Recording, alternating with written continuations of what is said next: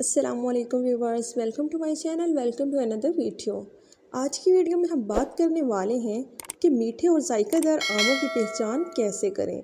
आज हम मीठे और जायकादार आमों की पहचान के बहुत आसान तरीके आपसे शेयर करेंगे। उर्दू के अजीम शायर मिर्ज़ा गालिब आमों के बड़े शौकीन हुआ करते थे।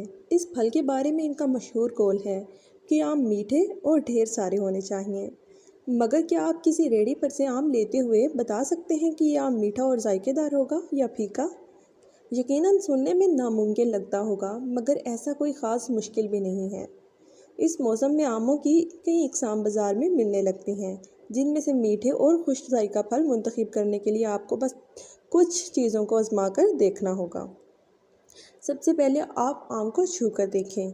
पके हुए और मीठे आम छूने में मामूल से ज़्यादा नरम होते हैं, बल्कि आड़ू की तरह, मगर इतने भी नरम नहीं कि आपकी उंगलियां इसके अंदर धंसना शुरू हो जाएं। तो आम को उठाकर देखें कि वो थोड़ा नरम महसूस होगा, तो वो खाने के लिए मुनासिब है।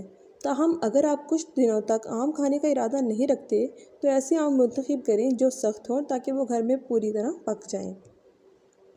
आप आंखों से भी आम का जायज़ा कर सकते हैं। अच्छा आम किसी फुटबॉल जैसी साख्त का होता है, तो ऐसे फल का इंतखाब करें जो गोल मटोल हो। ख़ास तौर पर इसकी डंडी वाली जगह पर कभी स्पाट या पतला आम मुंतखब ना करें, क्योंकि वो खट्टे हो सकते हैं। जबकि झुर्रियों भरे छिलके वाले फल को भी लेने से गुरेज करें, क्योंकि अब इनका जायका ज़्यादा अच्छा नहीं रहा होगा। और आप पके हुए आमों का सूंघ कर भी अंदाज़ा लगा सकते हैं। पके हुए आमों से तेज़ और मीठी महक इसके ऊपरी डंडी के पास से आ रही होती है। एक पके हुए आम की महक किसी हद तक खरबूजे जैसी या अनानास जैसी भी हो सकती है। आसान अल्फाज में मीठे और जायकादार आमों की महक बहुत अच्छी होती है। इस तरह चूँकि इस फल में कुदरती मिठास काफ़ी ज़्यादा होती है, तो कुदरती तौर पर इसमें मुख्तलिफ खुशबुएँ हो सकती हैं। अगर वो तुश या अल्कोहल जैसी हो, तो इस बात की अलामत है कि यह फल पककर ख़राब होने वाला है। इसे लेने से गुरेज करें। आम की रंगत से भी जानना मुमकिन है कि यह आम पका हुआ है कि नहीं।